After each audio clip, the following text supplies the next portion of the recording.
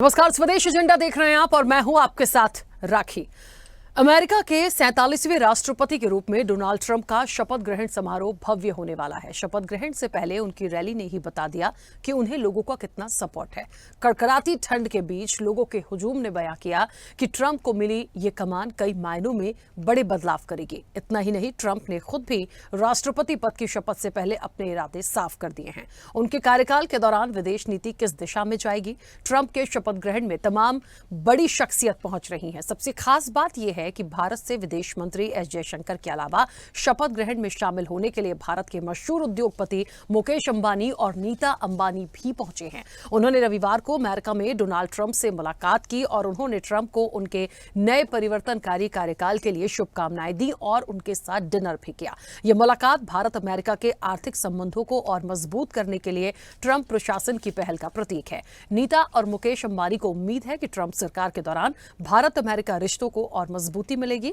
मुकेश अंबानी और अन्य बड़ी हस्तियों की उपस्थिति भारतीय कारोबारियों के वैश्विक प्रभाव को दर्शाती है। अब ट्रंप के अभियान और नीतियों के साथ वैश्विक कूटनीति में संभावित बदलावों पर देश और दुनिया की नजरें हैं। इन सब के बीच भारत को कितना फायदा और कितना नुकसान होगा, यह भी एक अहम सवाल है। इसी पर विस्तार से चर्चा करेंगे। उसके पहले देखिए ये रिपोर्ट।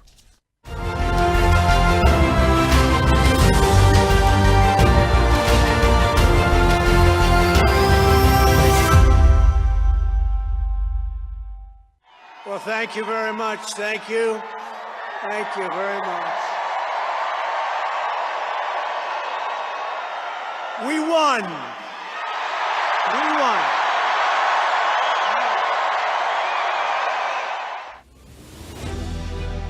डोनाल्ड ट्रंप अमेरिका के 47वें राष्ट्रपति के रूप में पदभार ग्रहण करने जा रहे हैं। भारतीय समय अनुसार उनकी शपथ रात 10:30 बजे होगी।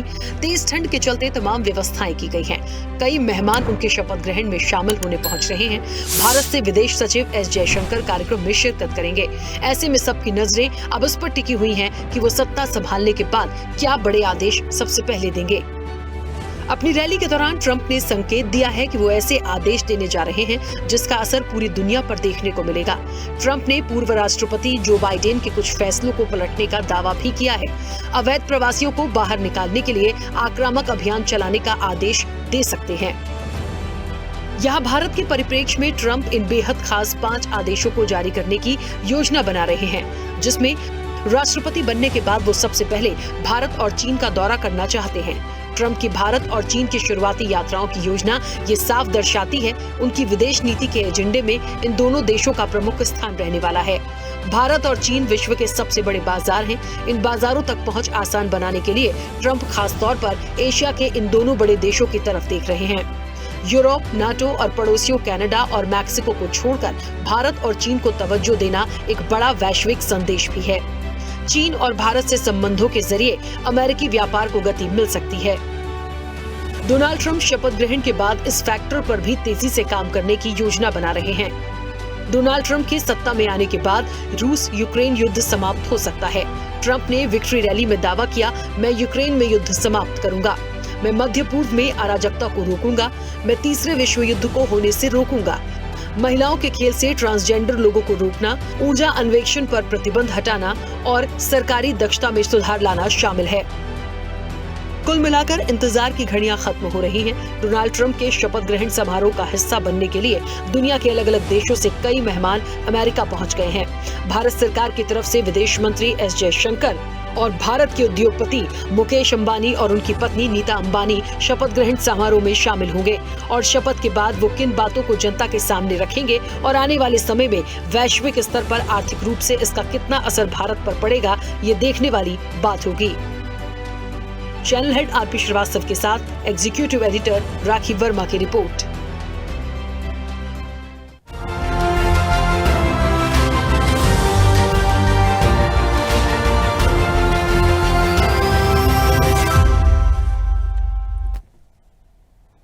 चलिए, तो ट्रंप की शपथ होनी है और वैश्विक अग्निपथ है। जाहिर तौर पर जब देश दुनिया को लेकर कोई बड़ा निर्णय दे सकते हैं, 100 फाइल तैयार हैं। आज की एक खास बात उनके शपथ ग्रहण की जो थी वो ये थी कि 100 फाइलें तैयार हैं और उस पर वो क्या निकलेगा इसका सबको इंतजार है कि आखिरकार वो शपथ ग्रहण लेने के बाद क्या क्या एक फायर करते हैं। इसके बाद जहां तक भारत के परिप्रेक्ष्य में हम बात करें तो देखिए, मेहमानों की एक लंबी फहरिस्त है। मुझे नहीं लगता ऐसी कोई शख्सियत है जिसे छोड़ दिया गया हो, तमाम लोगों का इनविटेशन है। लेकिन भारत की बात करें तो एस जयशंकर के अलावा जो सबसे महत्वपूर्ण उद्योगपति, मुझे लगता है मुकेश अंबानी, नीता अंबानी का जो इनविटेशन है वो अपने आप में, क्योंकि उद्योगपति हैं और ये भी कहा जाता है कि उनके रिश्ते बहुत अच्छे हैं। जब मुकेश अंबानी के यहाँ शादी थी उनके बेटे की, तो उनके डोनाल्ड ट्रंप के जो बच्चे हैं वो उनकी शादी में पहुंचे थे। देखिए, एक संबंध अपनी जगह है, लेकिन जब हम अर्थव्यवस्था की दृष्टि से भारत का कंपैरिजन करेंगे, हम वैश्विक स्तर पर इन चीजों को देखेंगे और जाहिर तौर पर इन दो शख्सियतों का वहां इनविटेशन और उनका जाना कई मायनों में कई सवाल भी हैं और किस तरह से ये आने वाले समय में एक डेवलप होता दिखेगा, उसके क्या मायने हैं, ये भी अपने आप में महत्वपूर्ण सवाल है। विस्तार से चर्चा करेंगे। कई सारे मेहमान इस चर्चा में आज हमारे साथ जुड़े हैं। सबसे पहले आपका परिचय करा दें। भारतीय जनता पार्टी का पक्ष रखने के लिए राम कुमार वर्मा हमारे साथ जुड़े हैं। राम कुमार वर्मा जी, बहुत स्वागत चर्चा में जुड़ने के लिए। कांग्रेस का पक्ष रखेंगे मोहम्मद वसीम। मोहम्मद वसीम जी, आपका भी बहुत स्वागत है। वरिष्ठ पत्रकार डॉक्टर इंदुकांत दीक्षित अब से कुछ देर में हमारे साथ जुड़ेंगे, उनका भी स्वागत है, फिलहाल हमारे साथ कनेक्ट नहीं है। विदेश मामलों के जानकार हैं अनुपम तिवारी। अनुपम जी, आपका भी बहुत स्वागत है। रक्षा विशेषज्ञ हैं colonel retired GS Sodhi. GS Sodhi ji, आपका भी बहुत स्वागत है। अर्थशास्त्री हैं आरजी द्विवेदी। आरजी द्विवेदी जी, आपका भी बहुत स्वागत है। और स्वदेश न्यूज के channel head RP Srivastava ji हमारे साथ जुड़े हैं। आरपी श्रीवास्तव जी, आपका भी बहुत स्वागत है। चर्चा की शुरुआत सबसे पहले अनुपम जी। अनुपम जी, आपसे मेरी आवाज पहुंच रही है? जी राखी, मैं आपको सुन पा रहा हूं। अनुपम जी, मुझे लगता है आज बड़ा महत्वपूर्ण दिन है अमेरिका वालों के लिए, खास तौर पर डोनाल्ड ट्रंप के लिए। खास तौर पर शपथ ग्रहण उनका होना है। भारतीय समयानुसार रात के 10:30 बजे का एक वक्त निर्धारित किया गया है। इस शपथ ग्रहण से पहले आज जो कुछ देखने को मिला, जो विक्ट्री रैली थी, जो उन्होंने कहा, जो तमाम शख्सियत पहुंची हैं, उनके डिस्क्रिप्शन, उनके बारे में, भारत के परिप्रेक्ष्य में आज मैं इस चर्चा में, क्योंकि हम बैठे हैं भारत में बात कर रहे हैं, मुझे लगता है वैश्विक स्तर पर, या एक कह रहे हैं कि वैश्विक अग्निपथ उनके लिए होगा, इससे कितना इत्तेफाक रखते हैं। और दूसरी बात महत्वपूर्ण, एक दूसरा पहलू भी ये है कि भारत की तरफ से वहां जो पहुंच रहे हैं वो जाहिर तौर पर एस जयशंकर हैं, लेकिन उद्योगपतियों की लिस्ट में यदि मैं भारत से देखूं तो मुझे लगता है एक बड़े नाम मुकेश अंबानी और नीता अंबानी, इनकी एंट्री वहां पर क्या खास आप देखते हैं? देखिए राखी जी, अच्छा सवाल है आपका और निश्चित तौर पर मैं इस बात से सहमत हूं कि अमेरिका के लिए बहुत बड़े बदलाव का संकेत है आज का दिन। और सिर्फ अमेरिका के लिए नहीं, पूरे विश्व जियोपॉलिटिक्स में डोनाल्ड ट्रंप का अमेरिका की गद्दी पर एक बार फिर से बैठना प्रभाव डालेगा और इसमें कोई शक नहीं है। अगर हम देख लें 5 नवंबर को जिस दिन वो प्रेसिडेंट इलेक्ट बने थे और आज 20 जनवरी आ गई है, इस 1.5-2 महीने के जो दौर में ही हमने दुनिया भर की पॉलिटिक्स में दुनिया भर के बदलाव देख लिए हैं। गाजा में सीज फायर हो चुका है।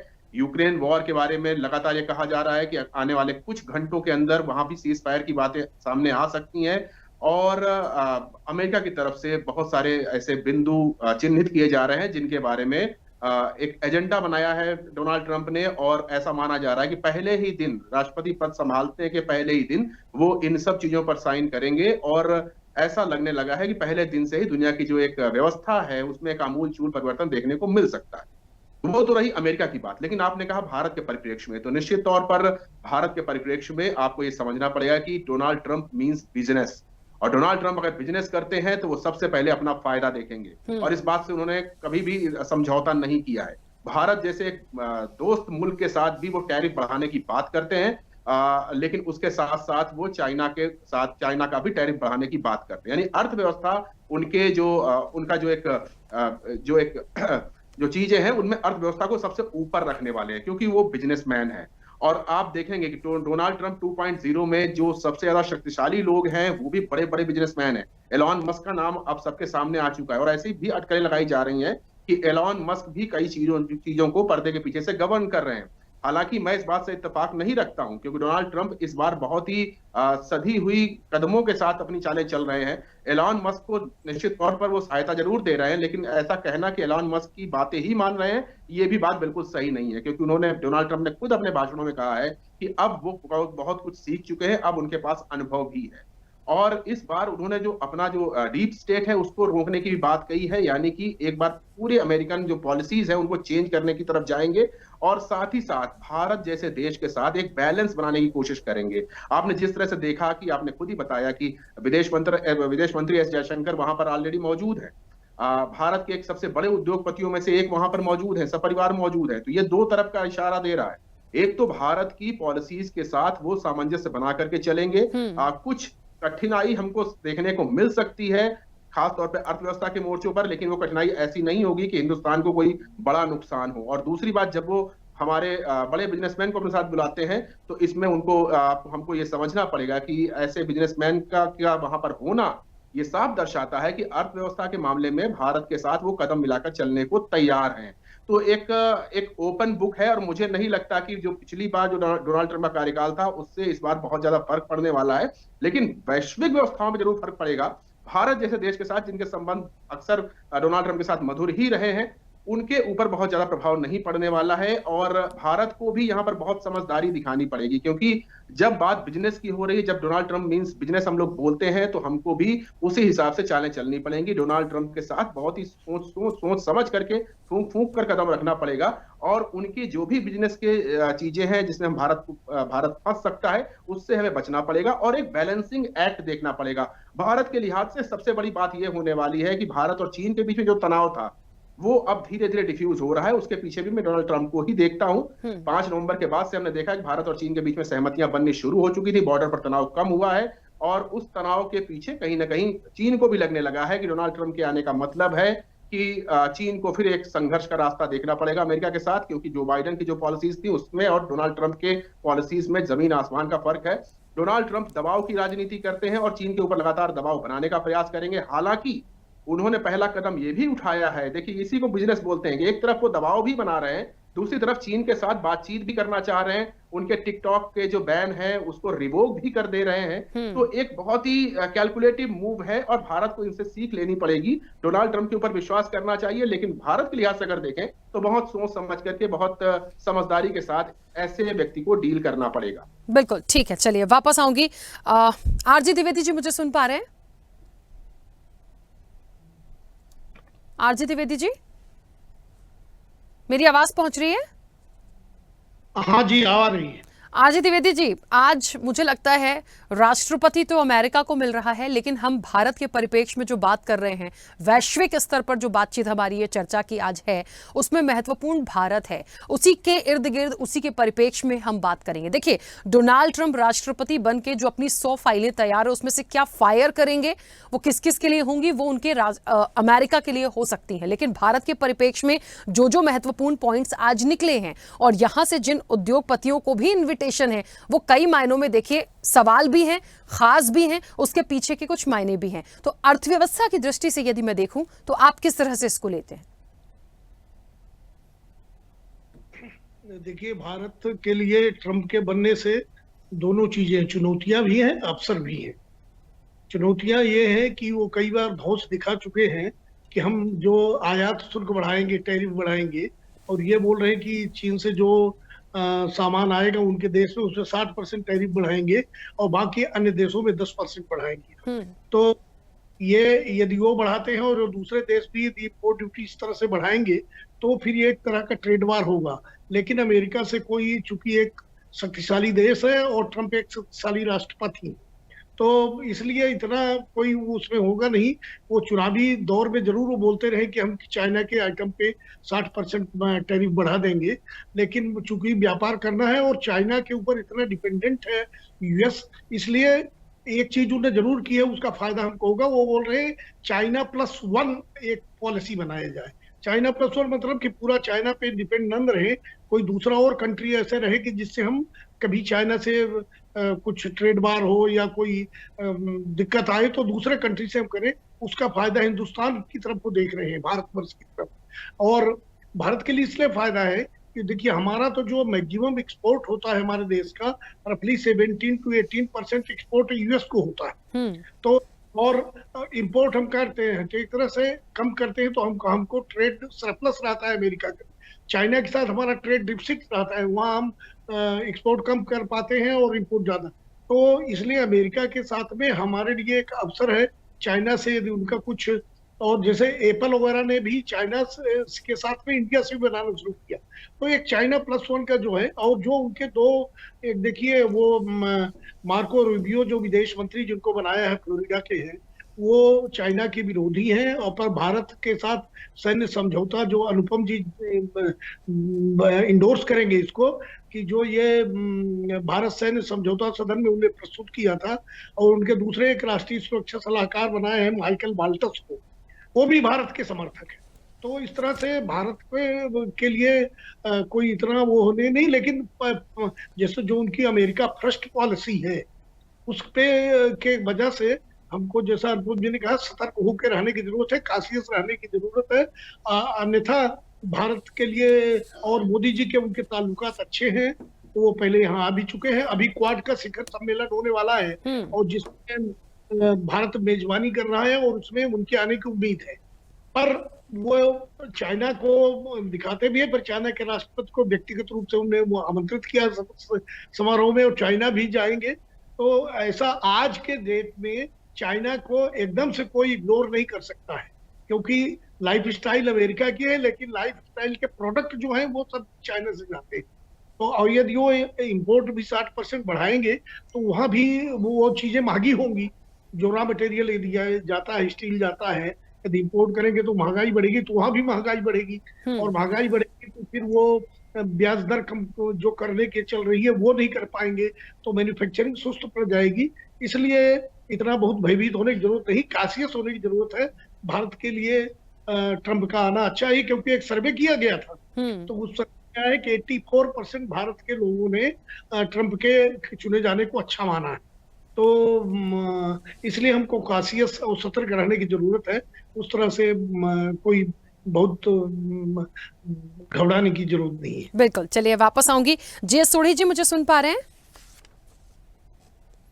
जी राखी जी, आपकी आवाज आ रही है। बिल्कुल। जय सोढ़ी जी, आपसे सवाल, क्योंकि आप रक्षा विशेषज्ञ हैं। एक आज बात ट्रंप ने कही है भारत के परिप्रेक्ष्य में। सबसे पहले तो मैं जानूंगी उनके राष्ट्रपति बनने के बाद, पहले भी जब वो इलेक्शन में जीते थे, इलेक्शन में जब आए थे, तब भी ये चर्चाएं चली थी भारत के परिप्रेक्ष्य में उनकी नीतियां कैसी होंगी, ये बात ठीक है। लेकिन आज उन्होंने कुछ महत्वपूर्ण बातें करी हैं।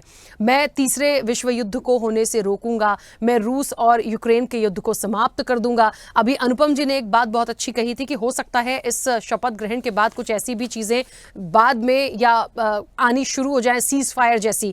तो ये बहुत इंपॉर्टेंट चीजें हैं। भारत को यदि हम कंपेयर करके देखें तो कहां देखें? जय हिंद राखी जी, ये मेरा सौभाग्य कि मैं आपके न्यूज चैनल और विख्यात को पैनलिस्ट के साथ हूं। डोनाल्ड ट्रंप ने अपनी चुनावी रैलियों में 4 बड़े वायदे किए थे अमेरिकी नागरिकों को। पहला था रूस यूक्रेन युद्ध खत्म कराना, दूसरा इजराइल हमास युद्ध खत्म कराना, तीसरा मेकिंग अमेरिका ग्रेट अगेन, और चौथा उन्होंने कहा था मैं अमेरिका को कोई दुनिया के युद्ध में हिस्सा नहीं लेने दूंगा ताकि हमारा टैक्स पेयर का पैसा इन युद्धों में बर्बाद ना हो। अब 4 में से पहला तो उन्होंने वादा एक दिन पहले पूरा कर दिया जब इजराइल हमास का कल युद्ध विराम हो गया। रूस यूक्रेन युद्ध भी अभी ज्यादा दिन चलेगा नहीं, वो भी बिल्कुल खत्म होने के कगार पे है। तीसरा जो अहम बात उन्होंने कही, मेकिंग अमेरिका ग्रेट अगेन, ताकि मैन्युफैक्चरिंग वापस अमेरिका में आए। उसके लिए उनका फोकस पूरा अमेरिका फर्स्ट होगा। अगर उन्हें दूसरे देशों पे टैरिफ लगाने पड़े वो हिचकिचाएंगे नहीं, क्योंकि उनका अब मकसद है अमेरिका में मैन्युफैक्चरिंग वापस आना। और चौथा जो उन्होंने पॉइंट कहा था अपनी इलेक्शन रैलीज में कि वो अमेरिका को दुनिया के किसी युद्ध में हिस्सा नहीं लेने देंगे, ये डोनाल्ड ट्रंप के लिए एक बहुत बड़ी चुनौती है। चुनौती इसलिए राखी जी क्योंकि 3 फरवरी 2023 को अमेरिका की खुफिया एजेंसी CIA के डायरेक्टर विलियम बर्न्स ने बयान दिया था कि 2027 में चाइना ताइवान पे हमला करेगा, और ये जो काल होगा ये डोनाल्ड ट्रंप का दूसरे कार्यकाल में ये युद्ध होने की बहुत संभावना है। डोनाल्ड ट्रंप हर मुमकिन कोशिश करेंगे कि चीन ताइवान पे हमला अगले 4 साल ना करे, लेकिन अगर चीन अमेरिका की वजह से ताइवान पे हमला नहीं करता है, उस वक्त बहुत जरूरी हो जाता है कि भारत पे जो चीन के आक्रामक रवैये हैं उस पे बहुत प्रायोरिटी आ जाएगी चीन के लिए, क्योंकि आज की तारीख में जो चीन के लिए पहला सैनिक लक्ष्य है वो है ताइवान, दूसरा है अरुणाचल प्रदेश। अगर किसी कारण से वो ताइवान पे हमला नहीं करता है, डोनाल्ड ट्रंप की दोस्ती की वजह से, या डोनाल्ड ट्रंप जिस तरह से चाइना को बहुत इंपॉर्टेंस दे रहे हैं, चीन के राष्ट्रपति को शपथ ग्रहण पे बुलाया है, तो अगर चीन अपना ये पोस्टपोन भी करता है ताइवान का युद्ध, भारत को चीन के युद्ध के लिए तैयार होना होगा। और उस वक्त चाहे अमेरिका हो या चाहे कोई वेस्टर्न कंट्री हो, कोई हमारे साथ नहीं आएगा। डोनाल्ड ट्रंप ने पहले कह दिया, मैं अमेरिका को किसी दुनिया के युद्ध में हिस्सा नहीं लेने दूंगा। इसलिए अगले 4 साल डोनाल्ड ट्रंप के भारत के लिए बहुत महत्वपूर्ण है, और सुरक्षा नजरिए से हमें अपनी सुरक्षा की तैयारी को एक तीव्र गति से करना होगा। बिल्कुल ठीक है, चलिए वापस आऊंगी। इंदुकांत जी मुझे सुन पा रहे हैं?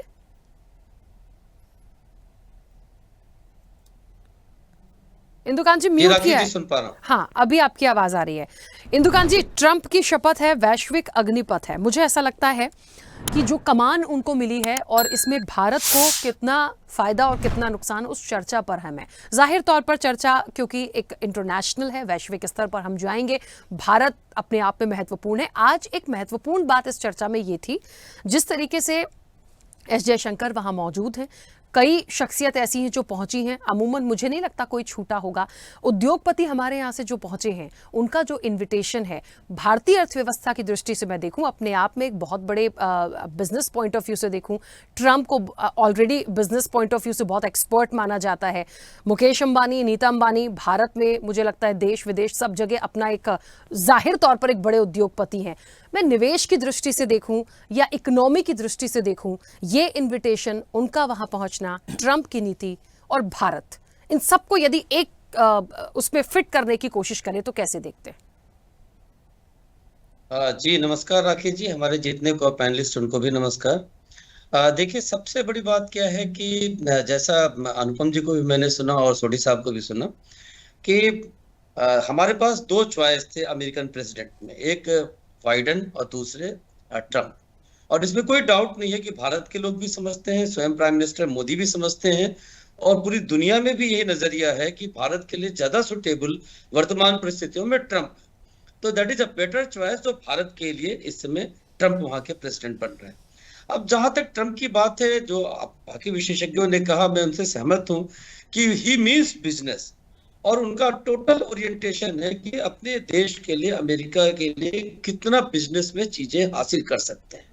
और वही एक बड़ा कारण है कि आप अंबानी को वहां देख रहे हैं उनके शपथ ग्रहण। और डिप्लोमेसी को इकोनॉमिक पावर से और अपने दबाव की राजनीति से किस तरह से मैनेज करना है, ये ट्रंप इसमें बहुत माहिर माने जाते हैं। और ये दिख रहा है कि आप देखें कि उनके इलेक्शन के बाद से ही जिस तरह से, जैसा अभी सोडी साहब ने कहा कि अपने 4 टारगेट्स में से 2 युद्धों को लगभग वो खत्म करने की स्थिति में है, एक में समझौता कल ही हो गया और बंधकों की रिहाई की बात आ रही है। जहां तक इकोनॉमी की बात है, मैं ये मानता हूं कि जैसा तिवारी साहब कह रहे थे कि हमें बिल्कुल कॉशियस अप्रोच रखना पड़ेगा, और वो जो एक अंग्रेजी का शब्द है ना, we should not be swayed away, ये सोचकर कि ट्रंप आ गए हैं तो सब कुछ हमारे लिए फेवरेबल होगा। अगर इतना फेवरेबल होता तो आज उनके शपथ ग्रहण में मैं व्यक्तिगत तौर पे मानता हूं कि प्राइम मिनिस्टर नरेंद्र मोदी भी मौजूद होते। तो इसको लेकर कई सारे सवाल भी हैं हमारे पॉलिटिकल सर्किल्स में जो विपक्ष उठा रहे हैं, लेकिन उसको बहुत महत्वपूर्ण मानते हुए मैं ये मानता हूं कि ट्रंप के ये स्टेप्स जो हैं, जो अपने ओथ के पहले के स्टेप्स हैं, ये उनकी आने वाली 4 वर्ष की सारी पॉलिसीज को दिखाती हैं। हाँ, एक महत्वपूर्ण पहलू जो हमें लगता है, मैं जब चर्चा में शामिल हुआ, वो शायद नहीं चर्चा हुई है, जो उन्होंने अपने चुनाव के समय में बांग्लादेश में हिंदुओं पे हुए अत्याचार को लेकर के बात कही थी, वो एक बहुत महत्वपूर्ण पहलू है। और उससे हमें एक उम्मीद है कि आने वाले समय में इन इश्यूज पे भी वो अपनी बात अवश्य रखेंगे। और इसकी बातें थोड़ी सी जाहिर भी हुई हैं, जिस तरह से उन्होंने अपना जो कोर ग्रुप बनाया एडमिनिस्ट्रेशन में, अपने मंत्रिमंडल का गठन कर रहे हैं, उसमें आपने देखा होगा बहुत सारे भारत से जुड़े हुए लोग हैं। और इससे उम्मीद है, जैसा चीन के खिलाफ भी कुछ लोग हैं, पाकिस्तान के खिलाफ तो काफी सारे लोग उनके एडमिनिस्ट्रेशन में हैं, भारत के पक्ष वाले हैं। इससे हमें विश्वास है कि आने वाले समय में भारत के पक्ष में और भारत की राजनीतिक और डिप्लोमेटिक जो स्थितियां हैं उनको मजबूत करने वाले, उनको मजबूती देने वाली चीजें अमेरिका की तरफ से आएंगी।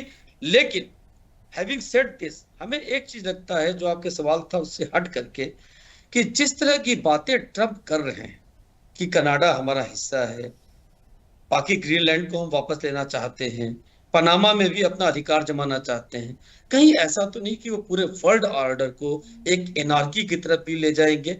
इसको लेकर भी हमें सजग रहने की जरूरत है। बिल्कुल ठीक बात है। चलिए, आज राजनीतिक रूप से मैं मेहमानों के पास सबसे आखिरी में आऊंगी और एक छोटी सी प्रतिक्रिया आरपी श्रीवास्तव जी की आ जाए, क्योंकि सभी एक्सपर्ट हैं और ये विषय ही ऐसा है कि पॉलिटिकल से थोड़ा हटकर, लेकिन जाहिर तौर पर आप लोगों की भी प्रतिक्रिया महत्वपूर्ण होगी। तो मैं आऊंगी बहुत देर से। रामकुमार वर्मा जी, मोहम्मद वसीम जी, बस एक छोटी सी प्रतिक्रिया आरपी श्रीवास्तव जी की आ जाए। आरपी श्रीवास्तव जी, आज का जो विषय है ट्रंप की शपथ, वैश्विक अग्निपथ, देखिए ये चर्चाएं पहले भी थी जब वो इलेक्शन में थे, उसके बाद जब वो इलेक्ट हुए, उसके बाद इंतजार था कि जब वो राष्ट्रपति की शपथ लेंगे उसके बाद भारत के परिप्रेक्ष्य में कितना बदलाव होगा। 2-3 बातें जो सभी ने यहां पे रखी कि हाँ, नुकसान कुछ भी नहीं दिखता, लेकिन हम अंधविश्वास जिसको कहते हैं ना, कि बिल्कुल हम इतना विश्वास भी ना कर ले कि बिल्कुल आंख बंद करके हम एकदम हंसते मुस्कुराते, वो जो हाथ मिलाना प्राइम मिनिस्टर नरेंद्र मोदी और ट्रंप का हुआ करता था कि हाँ सब कुछ हमारे लिए तो अच्छा ही होगा। टैरिफ की जहां तक बात निकली थी पहले भी और आज भी निकली है, देखिए टैरिफ की बात तो चाइना के लिए भी निकली थी, लेकिन अब देखिए उनके शपथ ग्रहण में जिनपिंग पहुंच सकते हैं लेकिन प्राइम मिनिस्टर मोदी की उपस्थिति वहां नहीं है, तो ये एक पहलू। दूसरी चीज ये, जहां तक नीतियों की बात है, आज उन्होंने बहुत क्लियर अपनी विक्ट्री रैली में ये भी बातें कही हैं कि जो बाइडेन की जो पॉलिसीज थी उसमें वो बदलाव कर देंगे। मैंने कहा ना, जो 100 फाइलें तैयार है उसमें से क्या फायर निकलेगा। और ये बात अभी अनुपम जी कह रहे थे कि ट्रंप की जो नीतियां हैं और बाइडेन की जो नीतियां थी, ये अपने आप में दोनों बहुत अलग अलग तरीके से लेके चले हैं। तो भारत के परिप्रेक्ष्य में बाइडेन के समय की चीजों को देखें और अभी की चीजों को देखें, क्योंकि दूसरी बार ट्रंप की शपथ है, और इस परिप्रेक्ष्य में हम अर्थव्यवस्था को लेके यहाँ के उद्योगपतियों का इन्विटेशन देखें, तो अपने आप में जो पूरा कंपैरिजन बन के आया है उसको भारत के परिप्रेक्ष्य में आप कैसे देखते हैं?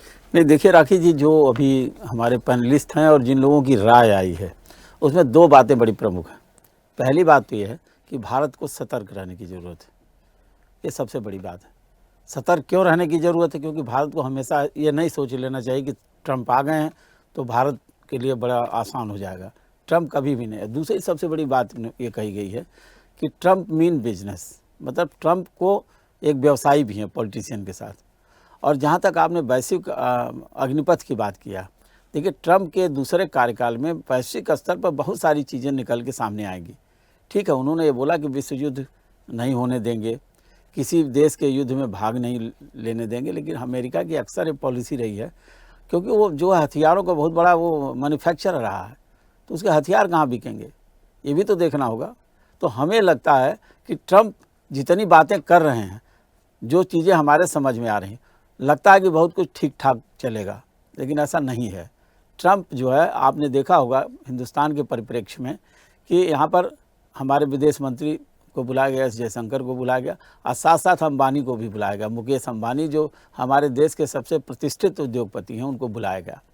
अब आप यहाँ ज़रा देखिए, हमें लगता है कि जिस तरह का व्यावसायिक विस्तार मुकेश अंबानी का भारत में है, आपने देखा होगा कि जिस तरह से उनका पेट्रोकेमिकल्स में है, आपने संचार में देखा होगा, इन सारी जो हैं इन चीज़ों को लेकर के ट्रंप को ये लगा, ये भी है कि इस तरह के उद्योगपति का वहाँ पहुँचना भारत के प्रतिष्ठित एक बहुत बड़ा संदेश है। तो हमें लगता है कि जो भी आने वाले समय में जिन चीज़ों की बात हम कर रहे हैं, अच्छा जहाँ तक युद्ध की बात है, आप देखिए सोडी जी ने बहुत ही बेबाक तरीके से कहा कि अगर ताइवान पर युद्ध वो नहीं करते हैं तो निश्चित रूप से वो भारत मुश्किल में रहेगा। अब सवाल है कि मुश्किल में कौन रहेगा, हमें तैयारी क्या करनी है। हमें लगता है कि भारत एक ऐसा देश है, जहाँ तक चीन को जिस तरह की तवज्जो दे रहे हैं ट्रंप, तो भारत और चीन दोनों देशों की यात्रा करने वाले हैं। हमें लगता है कि कहीं एक जो है उनके बीच का एक कोऑर्डिनेशन तैयार करना चाहते हैं। ट्रंप कभी नहीं चाहेंगे कि चीन से उसके संबंध खराब हों। चीन भी एक बहुत बड़ा प्रोड्यूसर है, बहुत बड़ा मैन्युफैक्चरर है, और चाइना की इस बात को लेकर के कभी न कभी हमेशा चाइना वर्सेस जो अमेरिका होता रहता है। तो इन सब चीज़ों को अगर मिला करके देखा जाए, ट्रंप आज थोड़ी देर में राष्ट्रपति पद का शपथ लेंगे, लेकिन उसके पहले आपने बताया कि 100 फाइलें हैं जिन पर वो फैसला लेने जाएंगे।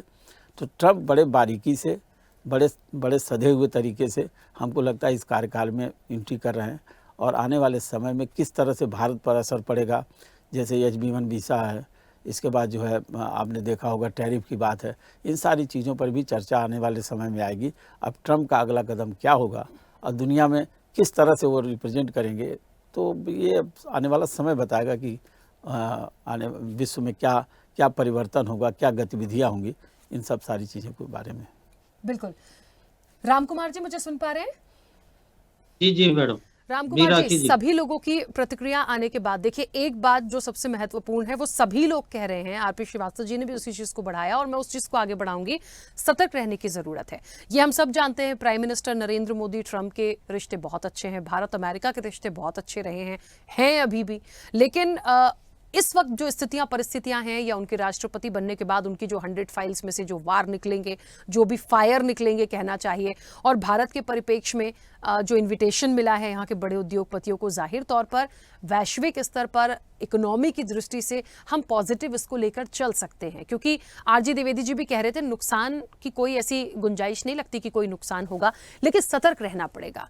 चाहे हम रक्षा की दृष्टि से देखें, हम इकोनॉमी की दृष्टि से देखें, बिजनेस पॉइंट ऑफ व्यू से अपनी चीज़ों को वो कहाँ कैसे खेल जाएंगे, देखिए इस चीज़ के लिए अलर्ट रहने की ज़रूरत है, क्योंकि सरकार है, प्राइम मिनिस्टर नरेंद्र मोदी जाहिर तौर पर एक बड़ा चेहरा भारत के लिए, तो कहीं ना कहीं हर चीज़ को वो डील करते हैं उस जगह पे। इसलिए मेरा आपसे सवाल है कि कितना महत्वपूर्ण ये होगा, क्या एक चुनौती जैसा इसको भारतीय जनता पार्टी या सरकार लेगी? राखी जी, आपको भी और पैनलिस्ट को भी नमस्कार है। सभी हमारे पैनलिस्ट के और विशेषज्ञों के द्वारा जो ओपिनियन मिली है, सबने ये समझा कि ट्रंप जी का सेकंड चांस में जब शपथ ग्रहण आज होने वाला है और उसमें उनका 100 पॉइंट का 100 पॉइंट में उनका एजेंडा भी है, उस पर भी साइन होने वाला है। लेकिन भारत के लिए कोई चुनौती वाली बात नहीं होगी। हमने पहला कार्यकाल भी आपने देखा है, सब दुनिया ने देखा है और देशवासियों ने भी देखा, और पैनलिस्ट हमारे सारे विशेषज्ञ हैं वो भी जानते हैं कि भारत की स्थिति, भारत आज इतना मजबूती के साथ में माननीय नरेंद्र मोदी जी के नेतृत्व में भारत हर तरह से मजबूत है और वो अपनी हितों के लिए कहीं समझौता नहीं करता है। और ये सब स्पष्ट नीति हमारी विदेश नीति को भी बरकरार रखते हुए, किसी गुट में शामिल नहीं होते हुए, अब पूर्ण रूप से ये कोशिश पूरा हमारा नेतृत्व भी कर रहा है। भारत का रहा है कि हम किसी गुट में नहीं पड़ गए, लेकिन जब जरूरत पड़ती है तो निश्चित है कि वो अपनी अहम भूमिका भी अदा करता है। हमने देखा रशिया यूक्रेन का जो युद्ध चल रहा था, उसके बीच में भी अभी हाल फिलहाल में मोदी जी का तीसरा टर्म होने पर तुरंत वहां पर गए तो पुतिन जी के भी वहां मिले और उसके बाद में यूक्रेन भी गए, उनको सम्मानित भी किया गया और उन्होंने दोनों को कह दिया कि शांति से ही सारा समाधान होगा। तो भारत की नीति है, नेतृत्व जो हमारा नरेंद्र मोदी जी है, उनका ये कि हम विस्तारवादी नीति के खिलाफ हैं, हम शांति चाहते हैं और पॉलिटिकली इकोनॉमिकली मैं समझता हूं कि ट्रंप का जो पहला कार्यकाल रहा बहुत अच्छा हमारे लिए रहा, भारत के लिए, और ये दूसरा कार्यकाल हमारे लिए पॉलिटिकल भी और इकोनॉमिकली भी बहुत अच्छा रहेगा। हमारी जो डिप्लोमेसी है, हमारी फॉरेन पॉलिसी है, वो बहुत मजबूत है और हम सतर्क के रूप में तो हर स्थिति पर भारत का तंत्र, शासन तंत्र और प्रशासन तंत्र, जहां भी हमारी सुरक्षा एजेंसी है, वो हर तरह से हर चीज पर वाच रखती है। कभी आपने पिछले दिनों में बहुत सारे उदाहरण आपके सामने है, भारत ने अगर किसी तरह की कोई चीज आए तो उसका मुकाबला भी किया। तो मैं समझता हूं कि अभी ट्रंप के आते ही उन्होंने भारत का दौरा भी निश्चित कर लिया है कि भारत वो आएंगे और उसके बाद में हमारी कार्ड शिखर हो रही है, उसके अंदर भी उनका होगा। तो उससे संकेत लग रहे हैं कि उन्होंने भारत को प्राथमिकता दी है और देंगे, क्योंकि हर कंट्री के अपने इंटरेस्ट, म्यूचुअल इंटरेस्ट होते हैं। तो उनको भी मालूम है कि भारत आज दुनिया के अंदर एक अपनी अहम भूमिका रखती है, आर्थिक दृष्टि से भी रखता है, राजनीतिक दृष्टि से भी रखता है और भौगोलिक दृष्टि से भी। जिस तरह का वातावरण है, वो इंटरनेशनल लेवल के जो भी इश्यू हैं उसमें नरेंद्र मोदी जी बहुत स्पष्ट रूप से, चाहे वो कोई भी कंट्री हो, उसको वो कहने में कहीं चूकते भी नहीं है। लेकिन हमारे डिप्लोमेसी भी और हम कहें कि पॉलिटिकली इकोनॉमिकली हमें कहीं कोई नुकसान नहीं होने वाला है। ट्रंप का जो कार्यकाल आएगा वो हर तरह से हमारे लिए इन्वेस्टमेंट के हिसाब से भी और हमारे पॉलिटिकली जो संबंध है हमारे जिस तरह के, उनमें भी और भी सुदृढ़ता आएगी, ऐसा मेरा विश्वास है, हमारा विश्वास है। ठीक है, चलिए वापस आऊंगी। मोहम्मद वसीम जी मुझे सुन पा रहे हैं? मोहम्मद वसीम जी, भारतीय जनता पार्टी को लगता है कहीं कोई चुनौती जैसी कोई बात नहीं है, उन्हें ऐसा लगता है कि सब कुछ पॉजिटिव ही होगा। बाकी लोगों ने जो एक्सपर्ट ने अपने व्यूज दिए हैं वो कहते हैं थोड़ा सतर्क रहने की ज़रूरत है और ये चीज़ होगी। देखिए ट्रंप की नीति क्या है, जो बाइडेन की नीतियाँ क्या थी, प्रेजेंट में जो 100 फाइलें निकलेंगी उसमें जो फायर होंगे। देखिए एक बहुत अहम मैसेज जो उनका आज था ट्रंप का, उन्होंने बहुत क्लियर बोला है कि ऐसे आदेश देंगे जिसका असर पूरी दुनिया पर पड़ेगा। भाई पूरी दुनिया पर पड़ेगा तो भारत भी तो आएगा, भारत को आप साइड थोड़ी करेंगे। तो ना जाने वो क्या ऐसा निकलेगा, ये तो अभी थोड़ा सस्पेंस है, क्योंकि उन फाइलों में क्या है, शपथ ग्रहण के बाद वो क्या बोलेंगे ये तो देखना पड़ेगा। वो नीतियां कितनी असरदार होंगी, क्या रख रहे हैं, ये भारत के परिप्रेक्ष्य में कैसी होंगी, ये बड़ा सवाल है। जब तक होगा नहीं, सामने आएगा नहीं, तब तक नहीं कह सकते। लेकिन ओवरऑल जो एक बात, रिश्ते पहले के, दूसरा कार्यकाल है, ये तमाम चीज़ों को देखा जाए, आप किस तरह से इसको समझते हैं? नमस्कार राखी जी, आपको, आपके व्यूवर्स को और सभी को, पैनलिस्टों को मेरा आदाब, सलाम, नमस्कार। मैंने सबको बहुत गौर से सुना और लगभग सबका एक ही जैसा बात था। सबने एक ही चीज कही कि सतर्क रहने की जरूरत है और बिल्कुल इसमें कोई शक नहीं कि ट्रंप का दूसरा कार्यकाल है और जिस तरह की भी माहौल उनके पहले कार्यकाल में रहे, मैं समझता हूं कि वो इस बार बहुत ही सही तरीके से अपने देश के लिए जो है बहुत सटीक चीजें लेकर वो चलना चाह रहे हैं। जिस तरह के मैंने जस्सी सोडी साहब को भी सुना, उन्होंने बहुत अच्छी बात कही। एक नारा जो दिया अमेरिकन फर्स्ट, वो बहुत बड़ी चीज है। उससे आप ट्रंप का पूरा जो कार्यकाल वो जिस तरह लेके चलना चाह रहे हैं उसको आप समझ सकते हैं। दूसरी बात रही जो हमारे बीजेपी के प्रवक्ता ने कहा कि भारत के लिए कोई चिंता का विषय नहीं है। भैया चिंता का विषय बिल्कुल है, आप कैसे नकार सकते हैं। सबसे बड़ी चिंता का विषय तो यह है कि हमारे देश के लिए सबसे बड़ा खतरा आज के टाइम पे चीन है और चीन के राष्ट्रपति को व्यक्तिगत कॉल करके आमंत्रित किया जाता है, लेकिन मोदी जी को बुलाया नहीं जाता। आखिर क्यों, क्या वजह है? कौन सी ऐसी आपकी फॉरेन पॉलिसी है? क्या आपके ऐसे संबंध ऐसे हुए हैं यहां तक कि ट्रंप के राष्ट्रपति ना बनने के बाद भी, जब वो हट गए और जो बाइडेन बने, उसके बाद भी मोदी जी बार बार my dear friend, my friend करके संबोधित करते रहे ट्रंप को, लेकिन उसके बावजूद भी उनको नहीं बुलाया जाता है। तो ये कहीं ना कहीं दर्शाता है कि किसी ना किसी प्रकार की तल्खियां या किसी भी तरह का कोई ऐसा डिस्प्यूट है जो वो दूरी अपना बना के उन्होंने रखी है। तो रही बात दूसरी कि अब अगर आप कहते हैं कि आगे क्या होगा, किस तरह से ट्रंप का कार्यकाल रहेगा, भारत के ऊपर किस तरह के बैन आएंगे, ये आपने बिल्कुल सही कहा। अभी उन फाइलों में क्या है वो छुपा हुआ है, कुछ नहीं पता, वो राज है, एक सस्पेंस है। क्या आएगा उसको हम कुछ नहीं कह सकते, सिर्फ हम अनुमान लगा सकते हैं। लेकिन अगर आप ट्रंप के भाषण सुने जो उन्होंने चुनाव के दौरान दिए, उन्होंने बार बार कुछ चीजों पर गौर दिया। उन्होंने यहां तक की धमकी भी दी थी कि हम आयात में जो है टैरिफ बढ़ाएंगे। हम टैरिफ को लेकर उन्होंने बार बार धमकी तक दे डाली थी, जो कि बहुत बड़ी, बहुत ज्यादा उद्योगों के लिए हमारे लिए नुकसानदायक हो सकती है। दूसरी बात, आप H1B वीजा को भूल गए, जिसके नियम कड़े करने की बात करी थी। अगर वो नियम कड़े होते हैं तो IT प्रोफेशनल्स का वहां काम करना मुश्किल हो जाएगा। तो ये बहुत सारी चीजें हैं जिनको सरकार को समझना होगा, जो भी कमियां हैं उनको सुधारना होगा और ट्रंप का जो कार्यकाल है उसके साथ समानता बिठाकर काम को आगे बिल्कुल भाईचारे के साथ लेकर चलना होगा।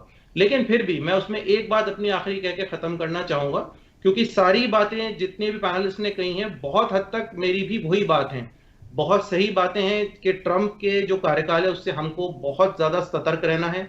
आप देखिए जब से ट्रंप की जीत हुई है तब से लेके अब तक भारत का रुपया कहां पहुंच गया है, 86 रुपए से ऊपर डॉलर हो चुका है। तो ये अपने आप में ही चिंता का विषय है। पता नहीं क्यों इस पे बीजेपी या सरकार इस पे बात नहीं करना चाहती है, पर ये बहुत बड़ी चिंता का विषय है। दूसरी बात जो एक बहुत जरूरी है, जिसको हर आदमी जो है वो छोड़ देता है, वो मेरा ये मानना है कि जब आप दिन रात ट्रंप के लिए आपने हवन करे, आपने ट्रंप के लिए भगवा वस्त्रों में आपके IT सेल ने उनकी तस्वीरें चलाई, उनके चुनाव के दौरान प्रचार किया आपने, लेकिन उसके बावजूद भी आप एस जयशंकर जी का बार बार हवाला दे रहे हैं, वहां मौजूद हैं। वो तो वहां बहुत दिन से मौजूद हैं, मेरी जानकारी के हिसाब से तो वो वहां 2 हफ्ते से ज्यादा से मौजूद हैं। तो ये बहुत बड़ी चीज है कि आपको ऐसा क्या हो गया कि आपको वहां जाके रहना पड़ा। इससे पहले भी राष्ट्रपतियों ने वहां पे शपथ ली है, लेकिन बाकायदा आमंत्रण आता था। आता था निमंत्रण, उस पर जाया जाता था, शामिल हुआ जाता था। बराक ओबामा के टाइम पर भी मनमोहन सिंह जी वहां पे शामिल हुए थे। तो ये बहुत सारी चीजें इनको समझना होगा। मुझे नहीं पता कि क्यों राम कुमार जी ने इन सब चीजों को दरकिनार करा और बिल्कुल एकदम क्लीन चिट देते हुए कह दिया कि बहुत अच्छा है। राम कुमार जी, मैं आपके बीच में बोला नहीं था, आप 2 मिनट मेरी बात सुन लीजिए, मैं अपनी बात खत्म कर रहा हूँ। और आपने जिस तरह से क्लीन चिट देते हुए कहा कि बहुत अच्छा कार्यकाल रहेगा, 4 वर्ष तक आप बिल्कुल भूल जाइए, भारत सोने की चिड़िया हो जाएगा, तो मेरा मानना है कि भारत सोने की चिड़िया जरूर होगा, लेकिन ट्रंप आए या जाए या रहे या ना रहे तब नहीं। प्रधानमंत्री जो इस समय देश के हैं, मोदी जी जब जाएंगे तब जरूर भारत देश की चिड़िया, सोने की चिड़िया जरूर बनेगा। ये मेरा कहना है। ठीक है, चलिए हम राम कुमार जी कुछ कह रहे हैं, बोलिए। मैं आदरणीय कांग्रेस के प्रवक्ता का सम्मान भी करता हूं। मुझे नहीं लग रहा था कि वो इस तरह से लेंगे जिस तरह से कांग्रेस के हमारे साथी बोलते हैं। कि आपको मालूम होना चाहिए कि मोदी जी का व्यक्तित्व जिस समय से आया, आज विश्व उनको मानते हैं कि उनका व्यक्तित्व क्या है। मोदी जी जिस तरह हर स्टेट का जो भी हेड है वो अपने देश के लिए फर्स्ट करता है, ऐसे ट्रंप ने कहा कि मेरा देश फर्स्ट होगा। आपको मालूम, मोदी जी बार बार कहते हैं कि राष्ट्र मेरे लिए सर्वोपरि है, राष्ट्र के लिए, हितों के लिए कोई समझौता नहीं करेंगे। और उन्होंने दिखाया है, विश्व को दिखाया। जब चाइना की बात हुई, चाहे यूक्रेन की बात हुई, चाहे इजराइल के पास में जाना हो, कहीं पर भी हो, वो गए हैं।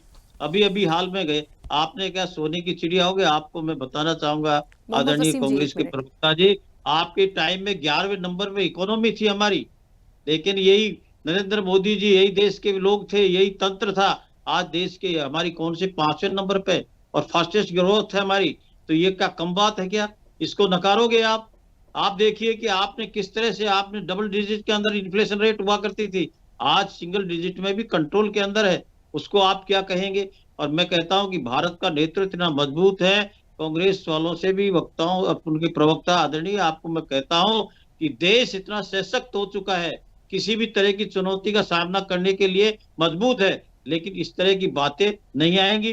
ट्रंप का कार्यकाल होगा, वो इन्वेस्टमेंट के लिए हिसाब से भी, इकोनॉमिकली, पॉलिटिकली भारत के पक्ष में होगा, क्योंकि म्यूचुअल अंडरस्टैंडिंग हर स्टेट को करनी होती है, जिसमें भारत आज अपने इकोनॉमी का ग्लोबल लेवल पर देखे तो इकोनॉमी के स्तर पर बहुत महत्वपूर्ण रोल रखता है। राम कुमार जी, कांग्रेस को चिंता, कांग्रेस को या विपक्ष को चिंता इस बात की है, जो बार बार ये प्रश्न आया है कि सब कुछ इतना अच्छा है और चुनौती भी नहीं है, डर भी नहीं है, सब पॉजिटिव है, मोदी जी वहां क्यों नहीं है? ये कांग्रेस को मुख्य रूप से आपत्ति नहीं कहना चाहिए, चिंता है। और उन्होंने भारत के लिए अपनी प्रोग्राम के अंदर भारत आने का प्रोग्राम बना रहे हैं, वहां पर भारत प्रेजेंट है। ये अपने देश की स्ट्रेटेजी है, वो किसको किस तरह बुलाते हैं, नहीं बुलाते हैं। इसमें भारत के लिए कहीं कोई न खतरा है, न कोई किस तरह का गलत संदेश है।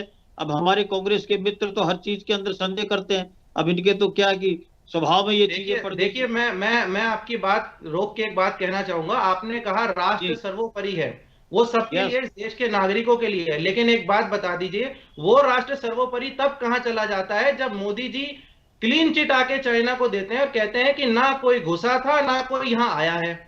वो उसका मुझे आप जवाब ये होना चाहिए। चाइना पिछले दिनों वापस अपनी सेना हटानी पड़ी, आज चाइना समझौते के लिए आ गया है, उसका रुख बदल गया है। आपको होना चाहिए कि रशिया यूक्रेन के बीच में जो युद्ध था, उसके बीच में युद्ध को रोका, ये भारत की शक्ति का प्रतीक है। ये भारत ने क्यों ये कहा? आप पहले इस बात का जवाब दीजिए, में रुका करके और उसके बाद में वहां वो तब कहां चला गया, वो बताइए ना मुझे। हमारे पड़ोसियों पर हम सब। देखिए, एक बात राम कुमार जी, मोहम्मद वसीम जी, एक मिनट, झगड़े का विषय नहीं है आज की चर्चा, झगड़े का विषय नहीं थी, प्लीज एक मिनट सुनिए। जहां तक चाइना की बात हो रही है, जहां तक चाइना और भारत की बात हो रही है, प्लीज इस चीज को थोड़ा सा सीरियसली लीजिए। डोनाल्ड ट्रंप ने कहा है सबसे पहली यात्रा जो उनकी होगी वो भारत और चाइना ही होगी। अभी सुन लीजिए पहले, प्लीज 1 मिनट सुन लीजिए। सामना करने के लिए सक्षम है। हो गया सर, अभी पहले सुन लीजिए। डोनाल्ड ट्रंप ने कहा है सबसे पहली यात्रा जो होगी वो भारत और चीन की होगी, ठीक है? तो जब चाइना जाना है, बातचीत करना है, बहुत सारे कहते हैं ना कि देखिए वो इग्नोर तो नहीं कर सकते चाइना को, बहुत सीधी सी बात है, कोई भी नहीं कर सकता। और चाइना की क्या स्ट्रैटेजी और पॉलिसी है मुझे नहीं लगता कि हम में से किसी को नहीं पता है, बहुत अच्छे से पता है। तो ट्रंप तो और अच्छे से समझते होंगे। तो आप वहां भी यात्रा करेंगे, आप अपने बिजनेस पॉइंट ऑफ व्यू से सारी चीजें की बात कर रहे हैं, आप टिकटॉक की भी बात कर रहे हैं जो इस पूरी चर्चा में भी निकल कर आई है, आज बहुत वायरल हुई है टिकटॉक को लेके चीजें। भारत में तो बैन है ना, तो जब भारत में भी यात्रा करेंगे, ठीक है विदेश मंत्री हैं वहां पर, नीतियों पर बात होगी, लेकिन उन सारे पहलुओं पर भी बात होगी क्या जो चाइना से वो बात करके आएंगे। तो हमें ये भी तो देखना पड़ेगा ना कि वो अपने स्वार्थ के लिए, मैं कह रही हूं स्वार्थ कहना चाहिए, या अपना, उनके लिए देश फर्स्ट है ना सर, हमारे लिए भी है, तो वो अपनी नीतियों को यदि चाइना के साथ अच्छा कर लेते हैं, एक उदाहरण के तौर पे देखिए यात्रा दोनों तरफ हो रही है, कहां पॉजिटिव है, माइंड उनका बिजनेस पॉइंट ऑफ व्यू से चलता है, तो हमें तो अलर्ट रहना है, सतर्क रहना है। हम क्यों ऐसे बैठ जाएंगे कि हाँ वहां तो जो कर रहे हैं कर लेंगे, हम अपना देख लेंगे, हमें ये भी देखना पड़ेगा। मोहम्मद वसीम जी एक सेकंड आ रही हूं। अनुपम जी इसी सवाल को आगे बढ़ाती हूं। जब पहली शपथ लेने के बाद वो साफ तौर पर कह रहे हैं पहली यात्रा मेरी भारत चाइना होगी, क्यों भारत चाइना? कोई तो लॉजिक है इसके पीछे, इकोनॉमी को लेके, सारी चीजों को लेके समझने की जरूरत है यहाँ इस चीज को, अलर्ट क्यों नहीं रहेंगे? देखिए राखी जी, निश्चित तौर पर भारत और चाइना के बीच में वो आएंगे ही आएंगे। अगर आप उनका पिछला कार्यकाल याद करें तो एक मीडिएटर के तौर पर वो बहुत सफल रहे थे, चाहे वो अलकायदा से बात करनी हो, चाहे फिर आईएसआईएस के दोहा के अंदर बात करनी हो, या फिर तालिबान से बात करवानी हो, एक मीडिएटर के तौर पर बैक चैनल से डोनाल्ड ट्रंप बहुत सफलतापूर्वक उन्होंने अपना पिछला कार्यकाल चलाया था। इस बात को हमको ध्यान रखना चाहिए। और भारत और चीन के परिप्रेक्ष्य में भी मुझे लगता है उनके जेहन में कहीं ना कहीं ये चीज है कि भारत और चीन अगर आपस में लड़ते रहे, अगर आपस में इनके पीछे तलखी रही, तो जो विश्व व्यापार है उसको नुकसान होता रहेगा, इनडायरेक्टली अल्टीमेटली वो नुकसान अमेरिका को भी सहना पड़ेगा। तो वो चाहते होंगे कि भारत और चीन के बीच में फिलहाल टाइम बीइंग के लिए, जब तक उनका कार्यकाल है, तब तक कुछ ऐसी व्यवस्था कर दी जाए कि तलखी उस लेवल पर ना बने कि भारत और चीन युद्ध के स्तर तक पहुंच जाए। ये कोशिश वो जरूर करेंगे, तभी मैंने कहा ना कि वो मीडिएटर बहुत अच्छे हैं। तो भारत के साथ चीन का दौरा करने के पीछे मैं यही उनकी मंशा देखता हूं। लेकिन सबसे बड़ा मुझे डोनाल्ड ट्रंप के जो हाल फिलहाल के जब उनके संदेश देखता हूं, तो मुझे सबसे बड़ी चिंता कम से कम दो बिंदुओं पर होती है, और उससे पूरी दुनिया को इफेक्ट होगा, भारत को भी इफेक्ट होगा। वो क्लाइमेट चेंज के ऊपर जो भी पॉलिसीज हैं उनका विरोध कर रहे हैं। वो लगातार इस बात को प्रचारित कर रहे हैं डोनाल्ड ट्रंप साहब की हमको जो ईवी व्हीकल्स हैं उनको बंद कर देना चाहिए, हमें वापस पेट्रोल डीजल की दुनिया में लौटना पड़ेगा। और अपने देश को वो कह रहे हैं कि आप ड्रिल करिए, ड्रिल ड्रिल ड्रिल, ये 3 बार उन्होंने ये शब्द कहा, और ये कहा कि हम हर जगह पर पेट्रोल और डीजल और कच्चा तेल खोजेंगे। यानी कि एक बार फिर से वो उन्हीं संसाधनों के दोहन की बात कर रहे हैं जिनको दुनिया धीरे धीरे करके छोड़ना चाहती है, क्योंकि उनसे प्रदूषण फैलता है, उनसे क्लाइमेट में बहुत निगेटिव इफेक्ट पड़ता है। तो सबसे बड़ा प्रश्न ये है कि इन पॉलिसीज के ऊपर उनका क्या रवैया रहने वाला है, जिससे पूरा विश्व इंक्लूडिंग भारत और चाइना अफेक्ट होने वाले हैं। दूसरी सबसे बड़ी जो एक उनके कार्यकाल में जो प्रश्न चिन्ह मुझे दिखाई दे रहा है नेटो को लेकर के, नेटो संगठन के ऊपर वो लगातार दबाव डालेंगे, और उन्हें इस बात में कोई छिपाया भी नहीं है कि नेटो के तमाम देशों को वो कहने जा रहे हैं कि आप अपनी जीडीपी का 5% नेटो की मिलिट्री को दीजिए, मतलब उनका जो भी उनके हथियार बनाने में उसमें खर्च करिए। अभी तक वो लोग 2% देते थे, अब वो 5% की डिमांड कर रहे हैं। तो कहीं नेटो डिफंक्ट तो नहीं हो जाएगा, कहीं एक नया वर्ल्ड ऑर्डर तो नहीं सेटअप हो जाएगा। तो ये सब एक ऐसे प्रश्न है जो आने वाले दिनों में वर्ल्ड जियोपॉलिटिक्स को बहुत ज्यादा प्रभावित करने वाले हैं, और निश्चित तौर पर भारत हो चाहे चाइना हो, उनके ऊपर भी इनका प्रभाव पड़ेगा। तो मैं इसीलिए बार बार कहता हूं कि सतर्कता के साथ उनके हर एक स्टेप को देखना पड़ेगा। और कुछ हद तक मैं वसीम जी की बातों से भी सहमत अपने आप को मानता हूं कि भारत का राजनीतिक नेतृत्व वहां पे अगर दिखता तो भारत के लिए ज्यादा बेहतर होता। लेकिन चलिए फिर भी कोई बात नहीं, हमें आशावादी रुख रखना चाहिए, और धीरे धीरे जैसे उनके पत्ते खुलेंगे उन पत्तों के हिसाब से अपनी चालें चलनी पड़ेंगी। बिल्कुल, चलिए क्योंकि समय की भी सीमा है, आप में से जो लोग भी अपनी बात रखना चाहते हैं प्लीज रेज योर हैंड। हाँ वसीम जी पहले आप बोलिए, कुछ कहना चाह रहे हैं? बिल्कुल, मैं एक बात इसमें और जोड़ना चाह रहा हूं, जो बार बार इन्होंने कहा कि चीन जो है वो सब कुछ अच्छा रहेगा। और एक बात अनुपम जी की भी बात मैं ऐड कर देता हूं जल्दी से, इन्होंने कहा मीडिएटर का जो ट्रंप ने रोल निभाया था पिछली बार, बिल्कुल सही कह रहे हैं। लेकिन आप एक बात बताइए कि जब मेरे ऊपर आप कोई बात कर रहे थे, रामकुमार जी के ऊपर लेके मैं कह रहा हूं कि सब कुछ अच्छा है, बहुत बढ़िया है, और हमें तो आदत है बोलने की, नहीं मैं इस देश का नागरिक हूं, अगर मेरे देश का प्रधानमंत्री को आमंत्रण नहीं मिला है, निमंत्रण नहीं आया है, तो मुझे तकलीफ होगी। मेरे लिए ये बहुत शर्म की बात है। और मेरे दुश्मन देश को बुलाया जा रहा है व्यक्तिगत रूप पे कॉल करके, तो ये हमारे लिए बहुत शर्म की बात है। हमें सोचना होगा कि कहां हमारी गलती है, कहां हम गलत हो गए, कहां हम चूक गए। ये तस्वीर दिखाना चाह रहा हूं मैं, ये देखिए तस्वीर, इसको कैसे भुला सकते हैं आप? इस तस्वीर की वजह से देश में कोरोना किस तेजी से बढ़ा था, कितने लोग इसके बाद हुए थे। इसके बावजूद, एक मिनट राम कुमार जी, मैं आपके बीच में बोला नहीं था, पहले बात सुन लीजिए, आप कंप्लीट होने दिया करें, आप प्लीज बीच में मत बोलिए, आप कंप्लीट होने दिया करें बात को। पहले मैं आपके बीच में नहीं बोला था, आप प्लीज कंप्लीट होने दिया करें, आप प्लीज कंप्लीट होने दें। लेकिन आप इस तरह के डिबेट को ले जा रहे हो भी, अगर नहीं बुलाया जा रहा है तो कहीं ना कहीं हमारी विदेश नीति पूरी तरह से चरमरा रही है। भारत का आप सीधी बात ये समझिए। इसके बाद में भारत मुझे राम कुमार जी ये बताइए, आप मेरे घर आएंगे या मैं आपके घर जाऊंगा, किसमें वैल्यू ज्यादा है?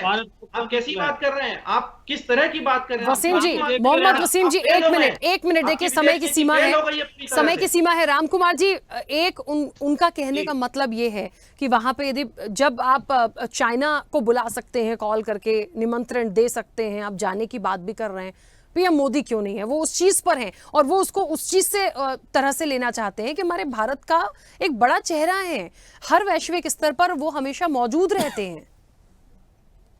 भारत, राखी जी, भारत का बड़ा चेहरा है, भारत की एक भूमिका है, विश्व के अंदर उसका स्थान बहुत महत्वपूर्ण है। लेकिन उसको आप देखें कि कोई भी देश अपने स्ट्रेटेजी के रूप में उसने आमंत्रित भारत को किया है, उसमें हमारा विदेश मंत्री जाए या प्रधानमंत्री जी को व्यक्तिगत रूप से देना, नहीं दिया। लेकिन आपको है कि भारत वो आ रहे हैं, लेकिन आगे देखना कि आप कहीं भारत के लिए नुकसानदायक कोई चीज नहीं होगी। अगर होगी तो नरेंद्र मोदी जी का नेतृत्व न सशक्त है, वो दो टूक जवाब देने के लिए सक्षम है, ये आप विश्वास करिए। सावधानी भी रखते हैं और सावधानी के साथ मित्रता भी रखते हैं, मित्रता के साथ में वो सद्भावी भी है। जो देश कौन दुश्मन है, कौन कैसा है, लेकिन ह्यूमैनिटी ग्राउंड पर ऐसे देशों को भी सहायता दी है। आपने कोरोना काल में देखा 150 कंट्रीज को हमने सहयोग भी किया। ठीक है तो राम कुमार जी, एक छोटा सा सवाल मेरा महत्वपूर्ण है, रशिया का है, क्योंकि समय की सीमा है। मैं अपना प्रश्न इंदुकान जी आपसे लेना चाहती हूँ। थोड़ा सा मेरा सवाल टेढ़ा हो सकता है, बट मुझे उसका जवाब चाहिए, क्योंकि खुलकर नहीं आ रहा है उसका जवाब किसी की भी तरफ से। और वो यही है कि समझिएगा, क्योंकि हम भारत में हैं और ये पूरी चर्चा हम भारत के परिप्रेक्ष्य में ही कर रहे हैं। उनके लिए अमेरिका फर्स्ट है, हमारे लिए भारत फर्स्ट है। लेकिन आज का जो शपथ ग्रहण है वो भारत अमेरिका के संबंध में, ये बात बिल्कुल सच है। जब चाइना इनवाइटेड है, भारत भी इनवाइटेड है, ठीक है, एस जयशंकर वहाँ मौजूद हैं। देश के दो बड़े चेहरे मुकेश अंबानी, नीता अंबानी, बड़े उद्योगपति वहाँ हैं, लेकिन पीएम मोदी नहीं है। अब इसको दो तरह से लीजिए, या तो जा नहीं पा रहे हैं, बिजी शेड्यूल है, इनविटेशन नहीं है, इसके पीछे बहुत सारी चीज़ें हैं, लेकिन होते तो अच्छा रहता। लेकिन इकोनॉमी की दृष्टि से एक बड़ा सवाल आपसे मैं पूछूंगी, जिस तरह से मुकेश अंबानी और नीता अंबानी का जाना, उनके अपने गहरे संबंध वैसे भी हैं, ये बात भी बहुत क्लियर कट आज मैंने सुनी देखी है।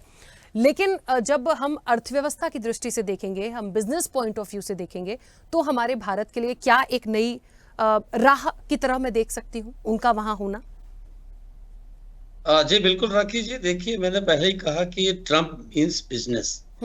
और जिस तरह से अनिल अंबानी, मुकेश अंबानी और नीता अंबानी वहां पे हैं।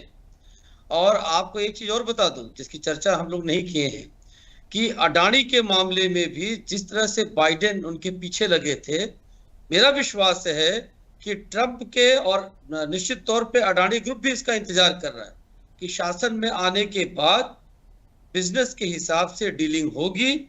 और जो उनके खिलाफ प्रोसिक्यूशन की बात आ रही थी, जिसको लेकर हमारे मार्केट में बहुत हलचल है पिछले कई महीनों से, वो भी दुरुस्त हो जाएगा और उसमें निश्चित तौर पे वो बिजनेस डीलिंग करेंगे।